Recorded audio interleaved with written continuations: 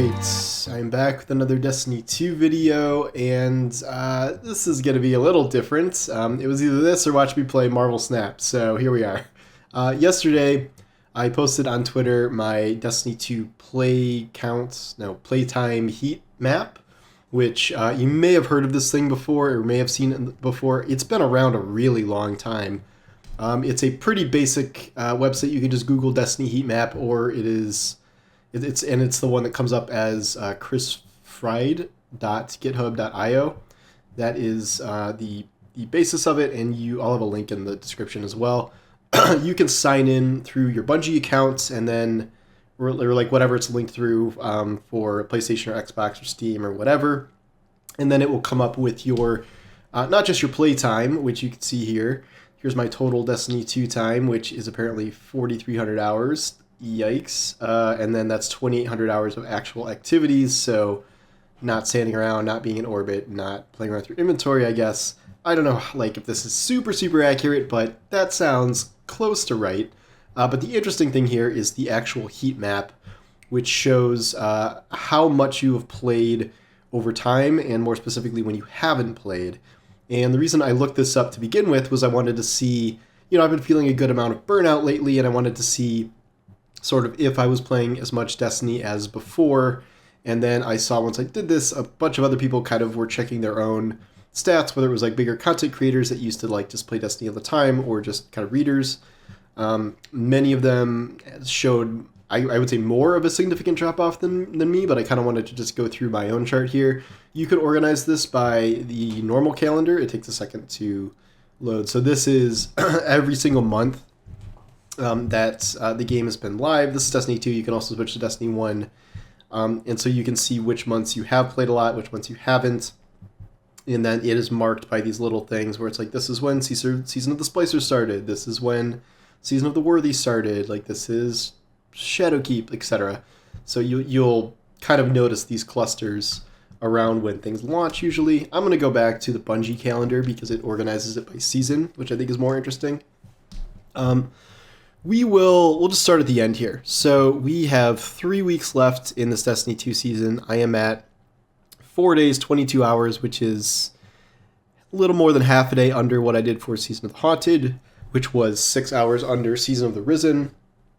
And Season of the Lost, like, you can see a couple of these are much longer than your average Destiny seasons. Many of them were, I think, 5 or 6 months in length in total, so that is a little different.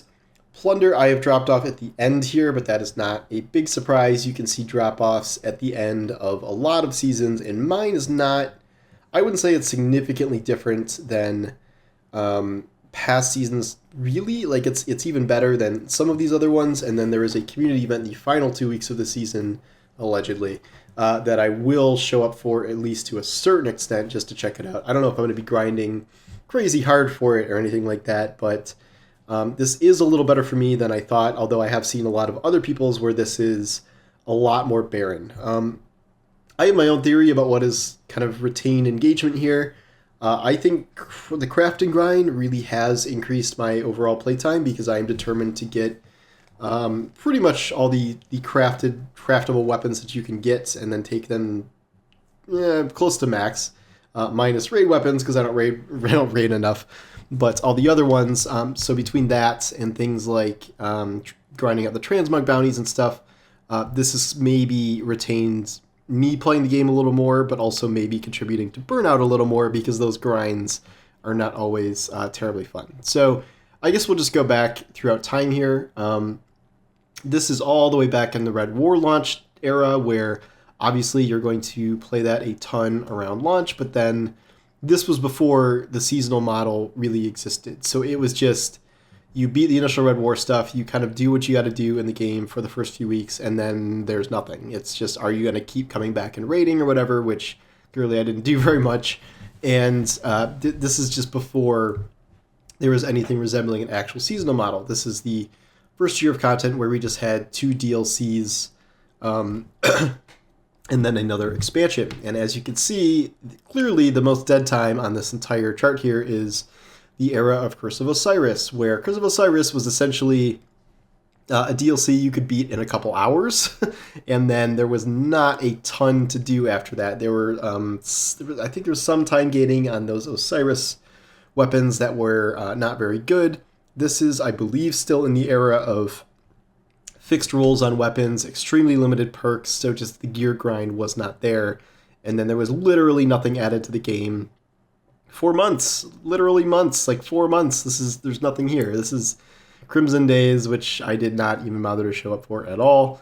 And yeah, that's really it. As you can see, Warmind was a bit more engaging. That is I would argue, much better TLC than Curse of Osiris. I don't think anyone is disputing that. But it also had, it had more stuff in it. We had Moments of Triumph in here, so you were playing that and Solstice of Heroes and grinding out that kind of stuff. And then Warminds, there was a lot of decent stuff to do in that, especially like Escalation Protocol and things like that that were replayable activities. So Warmind went better than Curse of Osiris, certainly. Season of the Outlaw, I didn't even know what this was. I was like, what the hell is Season of the Outlaw? Technically, this is the season that came with Forsaken. And didn't know it was actually called that, but we still weren't quite in the seasonal model here, but Forsaken was obviously a hugely significant launch, so I played a good amount during this period. This is Festival of the Lost, and then for some reason I played for 12 hours on November 30th. Can't tell you why I did, but I don't know, maybe I was grinding out stuff before the season ended. But now we move into the actual seasonal model. This is the first real season of the Forge. This was just solid playtime through, again, the first half of the season before it really just drops off a cliff.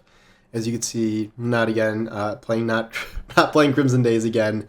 I can see why that event was killed eventually. We had the Dawning too. So this is where playtime kind of starts to increase when there is more seasonal stuff to do. But keep in mind, like, this is still back when seasonal content is not really rolling out week to week, not quite to the same extent as it is now. We unlocked different forges over time. This is the fascinating period of Niobe Labs, which is great. And then we moved to Season of the Drifter, which, as you can see from this board, is probably one of the weakest seasons, at least in terms of my engagement with it. This added the Reckoning, this added Gambit Prime, and this barely had anything remotely resembling story content. So Season of the Drifter is generally thought of as one of the worst Destiny seasons. Certainly probably the worst standalone season, I would think, or close to it. Especially during launch window Reckoning, which was just a freaking nightmare. So this is one of my lowest playtimes in total. Season of Opulence, in contrast, was a little longer, but I pretty much doubled my playtime there. Obviously, Season of Opulence is one of the best seasons in Destiny history, with the Menagerie, with a new raid, with, Moments of Triumph, Solstice of Heroes. There was a lot of stuff to do with Season of Opulence. The gear grind started to get good. We were, hunting for random rolls with, 7 drops on Opulence chests and Menagerie and things like that. So, again, good season. Drops off in the second half. Totally standard.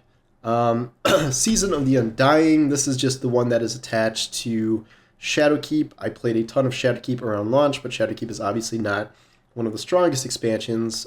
Did play a good amount around Festival of the Lost. This is back in the Haunted Forest days, but again, there was not a ton of week-to-week stuff here.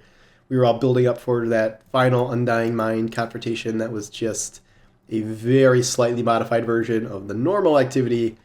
Not great. Shadowkeep wasn't great. Garden was, a mixed bag. All right, now we get into, this is probably my most intensive time playing the game. Maybe since Warmind, maybe above Warmind. I don't know. I played a lot during Warmind, man. All right, so this is Season of the Dawn. I played almost the entire thing, start to finish. Season of the Dawn is one of my favorite seasons. Really got into the gear chase there. That was a very, very good both slate of gear. It was a good activity to run for the gear. And then by the end, I was still playing because at this point you had unlocked, at the very end, they had the Corridors of Time and then the Fractaline donation event, and you were just getting loads and loads and loads of these like multi-perk drop on these really awesome weapons. Very engaging season overall. I played pretty much the whole thing. Season of the Worthy, another just mostly hated season. A lot of people will say this is one of their least favorite seasons. For some reason, I played this a whole lot. I'm not 100% sure why. I remember getting really into Season of the Worthy once it became clear how fun Warmind cell builds were. I found those really engaging, and I was doing the public event that was the main seasonal activity a lot. I don't quite understand why I was playing this much, honestly. I can't really even pinpoint a reason, but this, again, is the area why I'm kind of the most engaged with the game. Season of Arrivals, this is the first time that we had a season be extended, because this is Beyond Light was Beyond Light delayed? No, maybe not. I don't remember what happened here, but this was extended past what it was supposed to be. And unlike Season of the Lost, which had the 30th anniversary loss, which I'll get to, this had nothing breaking it up, and this was just dead from here on out for like 2 months at least. There were Solstice of Heroes, Festival of the Lost, but it was a pretty dead. I think this is like the Braytech Werewolf launch, I'm pretty sure. Just not a ton to do after that. Even though I did like Season of Arrivals is a good season. I think it had good weapons. I think it had a good activity. I liked the. It was a public event, yes, kind of, but it was also far more interesting, I would say, than Season of the Worthies, and there was not many frustrating fail states to it. It was better overall. And there was some really good story stuff in there. Keep in mind, this is when the pyramids were arriving and showing up everywhere, and this was obviously the lead up to content vaulting, but narratively, the pyramids showing up in these locations was very cool. Season of the Hunt, this is the launch of Beyond Light. Obviously played a ton near launch there. There was stuff to do as Season of the Hunt went on. You were kind of doing the whole Crow Osiris storyline, and this was when Bungie started putting a little more effort into the seasons attached to the expansion. Season of the Undying was very bare bones. Season of the Hunt got a little less bare bones, and this was the Spider, Crow, whatever storyline that was pretty good. Season of the Chosen. This is one of my favorite seasons of all time. Really love Battlegrounds, really love the story this season, and this is when Bungie kind of just keeps dumping more and more resources into seasonal content and beef it up a little bit past what we've seen in these other activities. We're not really doing just, a public event for, like 2 of these seasons. We're doing more stuff than that. So I did play a lot of Chosen. Even at the end here, I still was playing a good amount. Did a little bit of Guardian game stuff. Season of the Splicer. I'm a little surprised to see my playtime this low here. I do really like Season of the Splicer. It wasn't like I was ditching it for a specific reason, but I did. When was this? This is June, July. I don't know. I can't really even. This was like essentially a year ago. What was I doing? I didn't have a kid yet. That's not an excuse. So I don't know why this dipped, but this is a season I really like. It's certainly in the top half of Destiny seasons, and I thought they did a really creative job with a lot of the activities that season. And then we have the sprawling Season of the Lost, where playtime is up, but it's double the length of a normal season. I think Bungie figured out very astutely that they would have to do something in the middle of the season, lest they run into this kind of situation where players just drop off immediately. I almost played as much after the 30th launch as I did during the launch of the season itself, but obviously there was a gap. I think when we were like trying to figure out when the all-time lows of Destiny 2's player count was, I think it may have been this. I think it was right before, in the middle of the season before the 30th event launch. That was technically the lowest concurrent Steam player count. We thought it was in Plunder, but I believe technically it's here. It's either here or somewhere in Arrivals. But clearly this worked. This re-engaged us with the game, and the main activity was free, the Dares of Eternity, and then the dungeon launch. So certainly made me put more time into this than I would have otherwise. Season of the Risen. This is the Witch Queen launch. So crazily grinded out that initially there, but after that didn't really do much. I would, check in and do something weekly, but it wasn't until Guardian Games showed up that I really started playing in earnest again. And I don't know why I dropped off this significantly here, but I do like Risen overall. I think Risen was it was certainly the strongest attached season to an expansion. I think I just grinded like so much up front here that I sort of ran out of stuff to do until they ran an event. Season of the Haunted, this is when crafting grind stuff really kicks off in earnest. I ran so many freaking nightmare containments and opened so many opulent chests.